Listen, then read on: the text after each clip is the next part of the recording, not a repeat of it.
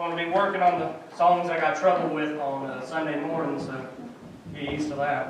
Amen. If you don't mind, turn over to the book of 1 Timothy, the book of 1 Timothy, chapter number 6. I've got a few verses that I'll be reading in here. I'll try to be quick since we started a little bit late. 1 Timothy 6, we'll read verse number 10. Verse number 10, "For the love of money is the root of all evil, which while some coveted after, they have erred from the faith and pierced themselves through with many sorrows." Now, I remember when I was younger, and before I really started coming here, my parents would take me to other churches, and before I actually read the Bible, before I read this verse, I'm sure you still hear nowadays people misquote the beginning of verse number 10. They'll just say, "For money is the root of all evil." Right. They'll say, "For money," and I was always confused as a kid, because even as a kid, I understood. I'm like, well, you need money. Right. Money itself isn't bad, so why is money the root of all evil? And like I said, that's just what I heard. That's what I thought. And like I said, you can still hear people say it. But I'm glad this Bible, has those 3 little words that say, "For the love of money is the root of all evil." And that's where it comes from, for loving something before God. And that's what the issue is. Because like I say, I was trying to think and understand. I'm like, why is this bad? Why is this bad? Why is this bad? But the love of it, it's having that lust, that desire for more money, is where, things start to become an issue. And you can look at the verse before, verse number 9. "But they that will be rich fall into temptation and snare, and into many foolish and hurtful lusts, which drown men in destruction and perdition." Money itself, if you're smart with it, can be really good. You can use it in a really good way. But can I be honest with you? Most people can't handle a lot of money. Right. And amen, you work hard. You be smart with your money. Amen. I hope you get blessed with a lot of money. But a lot of people can't handle it. And it's funny. You can look at a bunch of stories of people who won the lottery. People who just go and buy a couple tickets, win it big. I forgot the numbers. I should have looked it up, but a heavy percentage of them end up going back to having to work day jobs, being in debt, because people can't handle it. Right. People can't always handle it, and that's true. I think we see it right in here, number 9, is that the rich fall into temptation and snare. People get a whole bunch of money, and they start thinking, well, I have this great thing of worth.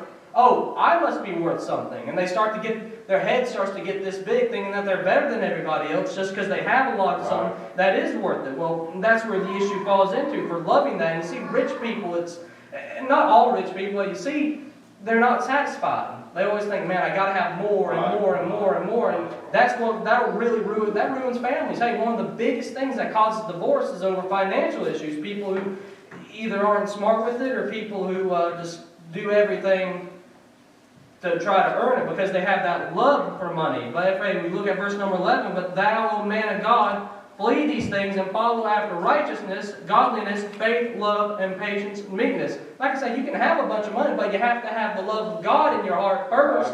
And so you don't let that money get there. You don't let that money be the root of that evil. And I was thinking about roots, and I'm about done. I was thinking about roots. I remember we had a garden that we'd work on every year, me and Dad. And we would try our best to get all the roots, all the weeds out of there. Right. We would do our best, but no matter, we can make the surface look really good. But we knew, if we give it a couple of days, some of them weeds will pop right up. And it's important to get those roots out. Right. Because what I've noticed is, of course, I'm sure we all know this, if you've done any sort of gardening work before, if you let the weeds cover up those flowers or whatever you're trying to go, it blocks sunlight.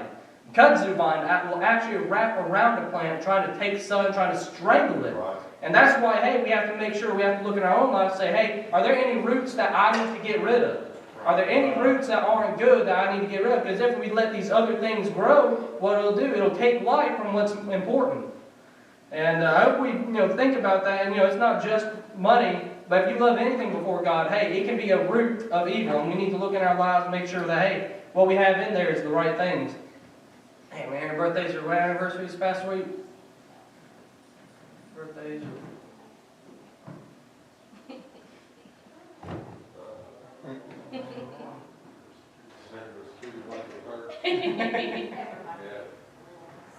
Hey, let's sing. Happy birthday to you. Only one will not do. Born again means salvation.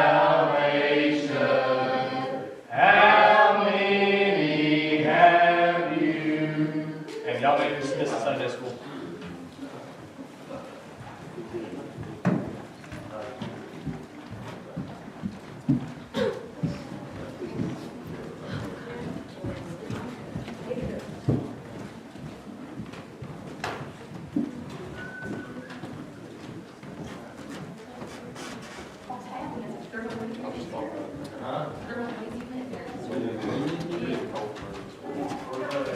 Back.